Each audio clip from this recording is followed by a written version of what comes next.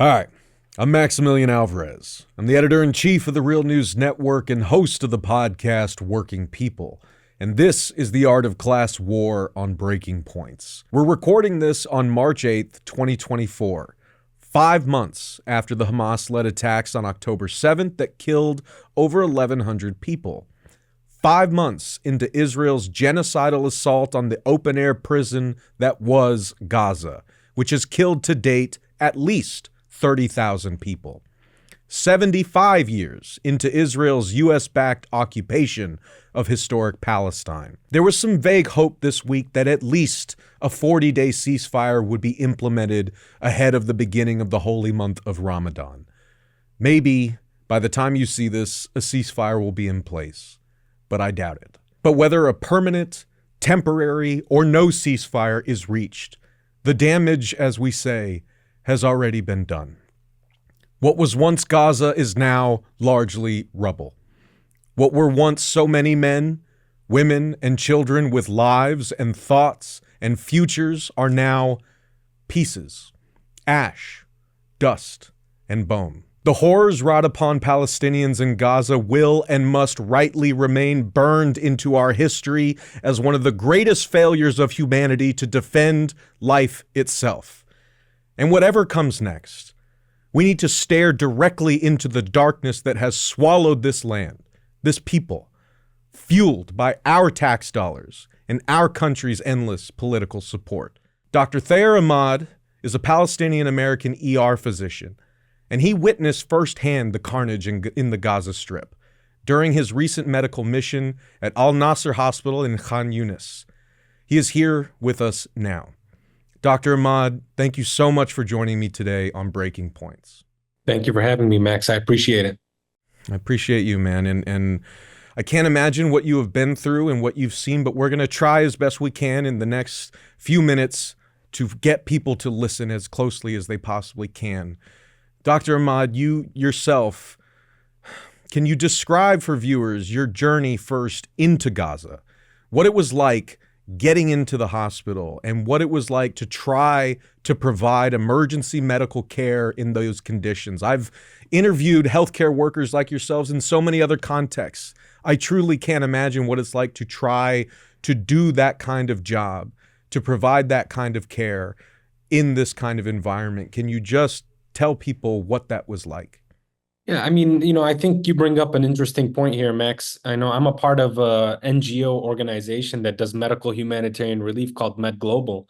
And, we've been to the Gaza Strip several times. I've been to the Gaza Strip prior to this occasion 4 times.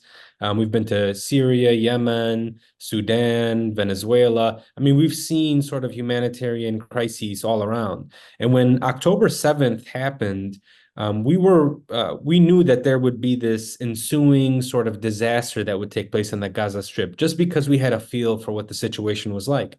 People should keep in mind that the Gaza Strip is not an easy place to access. It's been under siege for over 17 years. And so anytime we would try to get in the past, prior to October 7th, it was always a struggle. You either had to enter in through the northern border with Israel or through the southern border with Egypt. And neither of those borders were necessarily streamlined so people could get in and get out. And so it already created this sort of humanitarian tenuous situation in the Gaza Strip. So when this broke out, we've been trying for months trying to get in. We had a team of doctors who wanted to bring in supplies, but the borders from both sides were totally closed down. Nobody was getting in, and barely anybody was getting out unless you could pay a fixer thousands and thousands of dollars to get you out of the Gaza Strip. And this fixer generally was Egyptian. So when we finally got word that there was a chance that we would be able to get into the Gaza Strip, this was already January, months into what was taking place. We had already heard in November about the food insecurity that was taking place on the ground. We had heard about the bombing, and we had heard about how many kids had been amputees at that point. We had heard about how many people had fled to Rafah, the southernmost part of the Gaza Strip. And so we thought that we were ready for, this journey. We thought we were prepared. We knew that there was a humanitarian catastrophe taking place in the midst of a war zone where F-35s are dropping bombs and tanks are rolling through neighborhoods, and there is a ground invasion city by city. But what really set the stage for us is, as we're approaching, we're going through the Sinai Peninsula and we're approaching the Rafah border, we really start seeing lines and lines of trucks right outside of the border. And these are humanitarian aid trucks. I mean, they've got infant formula, they've got medicines, they've got tents, they've got winter socks, they've got blankets, and miles backed up. You see them all across the side of the road, on both sides of the road. And so we really started to kind of get this sense of frustration and anger, because you know that once we cross that border, what we're going to see are people who desperately need the things that are on these trucks. And so we get through the border, and the second that you cross into the Palestinian side of Rafah, you're just overwhelmed with the amount of people that are sheltering in this area. Again, I had been there prior to October 7th. This was an area that housed 250 to 300,000 residents. And when we first showed up in January, there were already 1.2, 1.3 million people. There was a sea of tents, and you could, as it was getting darker at night, the only thing that we were able to see is just kind of was what was visualized to us by the light on the truck that was taking us to the office. It was just people everywhere, kids everywhere. There's no electricity. Anywhere you look to the right, you see a tent. You look to the left, you see a bunch of kids out on the street. And so, it was a very overwhelming feeling. It was not the Gaza that we had seen when we had left a year earlier. I was there in March of 2022. And so it was quite overwhelming. The following day, we were told, okay, we're going to go to Naser Hospital. It's the largest remaining functioning hospital in the Gaza Strip. It's in Khan Yunis. Khan Yunis is in the midst of a very heavy military assault by the Israeli military. It is essentially been deconflicted. It's a word that we heard a lot that I found means nothing. But essentially, what we're told is that the hospital is okay. There is this coordination taking place between the World Health Organization, the United Nations, the Israeli military, the Egyptian authorities. The hospital is fine. And so we made our way to the hospital. And just walking through the perimeter of the Naser Medical Complex, there are about 4 buildings that make up the Naser Medical Complex and the Naser Hospital. Again, it just hits you. There are 10,000 people sheltering inside of these buildings and around these buildings. There are tents everywhere. As we're trying to make it through the emergency department, you have to walk by a destroyed ambulance, an ambulance that was hit by a missile. And you cannot take 2 steps at the entrance without bumping into somebody. All of these families are sheltering in the hallways, in the corridors of the hospital. Every single floor is occupied by people. The second I'm trying to get into the emergency department, into an area we call the resuscitation bay, where we get the sickest patients, the patients who have been traumatized by some sort of bomb or shelling or shrapnel. You have to make your way through families who are laying on a very thin mattress on the floor. Just kind of, that's where they've been sheltering for months. And I remember the first day that we get there, I put my stuff into the call room because I was going to be sleeping at Nasser Hospital. And I walk into the resuscitation bay, and already there was this young man, 20 some years old, who was being treated on the floor, because this hospital normally can have 300, maybe 350 patients, but it was already taking care of 1,000 patients. And so we didn't have any hospital carts to be able to treat people on. So we had to lay them on the floor and get to work. And, this particular young man was hit by shrapnel. He had been walking next to a house that had been bombed, and his whole body was sprayed with shrapnel. And I had shown up, and I got down on my knees to start working with the doctor, the Palestinian doctor who was taking care of him. And it was clear that he was really, really sick. And eventually he lost the pulse, and we were doing chest compressions, and we were working on him, doing different trauma procedures, but it was all, it was all futile, and he ended up dying. But I remember looking up and realizing that his family was right next to us, was right next to his head, just kind of watching what we were doing. And they had seen us stop doing chest compressions on him. And I was just kind of taken aback by the overwhelming nature of all of this. There are, this room, this resuscitation bay can normally have 4 patients in it, and there were 20 people in there at that time. 7 of which were on the floor, and then there were their families scattered in these corners, just kind of watching their loved ones being treated. And then this family saw their son die in this process, and it was really, really tough to process, because there was nobody there that can kind of help them take through this process. After we sort of communicated this information and they grieved for maybe a minute, they had to pick up their son in the blanket that they brought him in from the house and go and find a place to bury him. And, for me, that was, just coming from working in Chicago and watching that sort of hit me. It was something that, I still struggle with. And that was sort of every day while we were at Naser Hospital in Khan Yunis.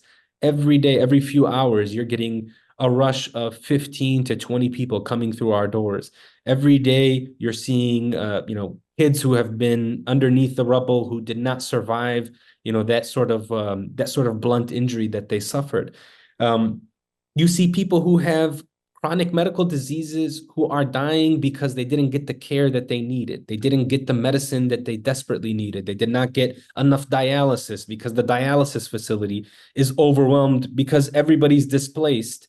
And so it's not able to treat people.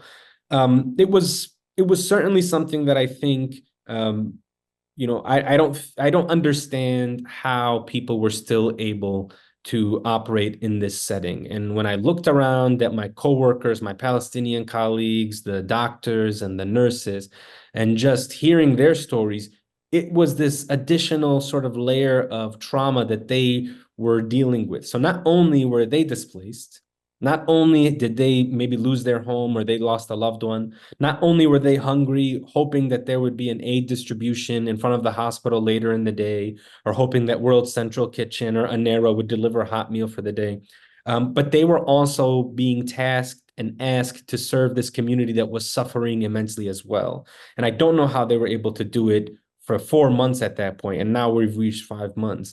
And they're doing it with a shortage of everything that you can imagine, a shortage of all of the supplies that is needed for a hospital to function. On any given day, they may not have the antibiotics that they needed. They may not have Band-Aids. I remember there would be days where we would walk over to wash our hands after treating patients, and there would be no water that would come out of the faucet because the tank at the top of the hospital had emptied because it was such a busy day. We had used all of the water that was there. We could not have scalpels, so we were using razor blades to perform some of these procedures. We did not have pain medicines on some days, so we had to improvise. And they did a phenomenal job. They did such an incredible job because they have been in this position multiple times, and somehow the brilliance just kind of comes out in those moments. But you ask yourself, you say, why are we asking them to go to this level? Why are we asking them to perform at this superhuman level? And one last thing I'll mention to you just about Nasser Hospital is eventually the bombing came to the perimeter of the hospital, and the hospital was surrounded. And on one of those days, I was evacuated from this hospital. And ultimately, Nasser became just like many of the other hospitals in the Gaza Strip. It was raided, it was surrounded, it was rendered inoperable, the electricity was cut off. Many people who were very sick died unnecessarily in the process. And many of the healthcare workers were abducted, and some of them were actually injured or killed as they tried to flee the hospital or as they walked the hallways of the hospital by, either a drone or a sniper, or who knows what it was. But I just hope that can be put into some perspective. That was the largest remaining hospital. That was one of two referral hospitals. There is no other hospital like Nasser now that can accommodate the sort of trauma patients and the injuries that we see. There is no other facility that can have multiple operating rooms running at the same time. Make no mistake, this will result in hundreds, if not thousands, of unnecessary preventable deaths. The fact that Nasser has now been rendered inoperable. And I also think about my colleagues and the people who were displaced there, who have been displaced yet again, who have had to flee again, sort of continuing that cycle of trauma that they face. I know, to everyone watching and listening, this is extremely hard to hear, but I am begging you to open your ears, open your eyes, don't look away. Dr. Ahmad, I know we only have a few minutes left. I have so many thoughts, but this is not about me. I want to use the time we have to ask you this question. People here in the West, as you know, are seeing a lot of the pain and horror that our fellow human beings in Gaza are going through their social media feeds. But you have seen it, experienced it, heard it, smelled it, felt it up close. I'm not asking you this question in like, give us more gory details sort of way. And we will not reduce these people and this humanitarian tragedy to salacious gore. But in the remaining time, I wanted to ask if you could impress upon viewers the scale, severity, reality, and human cost of the pain and horror that Israel has wrought on Palestinian men, women, and children. No one who hasn't experienced it themselves can truly know this pain and horror, but if you could transfer your experience to others, if you could grab people by the arm and have them experience for a moment what you experienced, what would you most want them to see and understand? I mean, I think it's important to realize that every aspect of life in Gaza has been destroyed, damaged, and disrupted. And I'll try to take it through a normal day. I mean, you are not able to get up and have breakfast because of the severe food insecurity. And we saw this not just at the hospital, but everywhere. Everybody's hungry. Everybody's concerned about where their next meal will come. There are lines around the block for the partially functioning bakery, hoping that somebody can get a loaf of bread for their family. There's no ability to rely on telecommunications. I was there for 8 days of a telecommunications blackout. We could not communicate with each other. We could not communicate with our families. We could not communicate with other doctors. We could not let people know this is what we needed. So many of these aid organizations are guessing what the people need because they're not able to get that feedback. In reality, the kids have not been in school for 5 months. They are waking up every day and they are not being able to go to school where they can learn and they can kind of start working towards their future. Nobody is able to work. Not even the doctors in the hospital were getting paid, the nurses, the doctors. None of these people are getting paid regularly. The banks are not open. You cannot go in there and just withdraw whatever money you had in your savings and try to figure something out for your family. This is all happening under the backdrop of bombs being dropped, of houses being destroyed, neighborhoods being leveled. I saw a statistic yesterday that came out from UNICEF that 1 in 6 children in the Gaza Strip are severely malnourished. That means that their growth is going to be stunted. They're going to have irreversible damage to their mental development, to their physical development. They are not going to be able to focus or to learn like they normally would have if they were not starving to death, if they were not thirsty the way that they are. There's no clean water. So there is infections running rampant through some of these displaced shelters and the camps that are there. Hepatitis A, that's a diarrhea illness that many kids are suffering from. And we don't have the capability to get them rehydrated, to make sure that they get back on foot. It's literally going to kill some kids because we just don't have what it takes. And there are already 20 children who have died. You know, there's another statistic that came out. 37 mothers die every single day in the Gaza Strip. There are over 25,000 unaccompanied children. There are 1,000 kids who've lost a limb, at least one limb in the Gaza Strip. Every single part of society has been disrupted. There's no fuel getting in, so most people are relying on donkey carts to pull them up and down to get to where they need to go. The sanitation facilities have been damaged and destroyed. An ICU doctor who I work with, to me, was complaining about how his mother is in one of these internally displaced camps and that she has to walk 15 minutes just to use the bathroom and that she already is not stable and that he can't get her a walker because none of that stuff is entering. You know, there are over 6,000 kids under the age of 6 who get formula fed. And that they are at risk because we hope that those trucks that are waiting outside of Rafah on the Egyptian side can get in and bring in that formula that they need. I mean, every aspect of life has been disrupted. And now we're talking about a potential ground invasion in Rafah. There are 1.7 million people there. You cannot cough without coughing on somebody in Rafah. You cannot do anything without bumping into somebody. And we're talking about a ground invasion. It's going to be a bloodbath, but these people have suffered so much already. And the final thing that I'll say is that everybody has lost something. Nobody has been untouched. Everybody has been affected by this, but they haven't even gotten the chance to sort of process that, to grieve the loved ones that they've lost, to think about the homes that have been destroyed. And we keep pushing more and more trauma on them. There's a war after the war. That's what everybody in Gaza says. There's a war after the war. And it's because just if there is a ceasefire, and I hope there's one tomorrow, the work doesn't stop. In fact, the work is just beginning. And it's going to require all of us to do everything we can to provide some relief for people who are immensely suffering and who have not been given a chance at life. So that was Dr. Thayer Ahmad. Dr. Ahmad is a Palestinian-American ER physician here in the United States who witnessed firsthand the carnage in the Gaza Strip during his recent medical mission at Al-Naser Hospital in Khan Yunis. I want to thank Dr. Ahmad for joining us, and I want to thank you all for watching this segment with Breaking Points. Please do subscribe to my news outlet, The Real News, for more coverage like this. You can find links in the description of this video. I'll see you soon for the next edition of The Art of Class War. Take care of yourselves. Take care of each other. Fight hard however you can to stop this. Solidarity forever.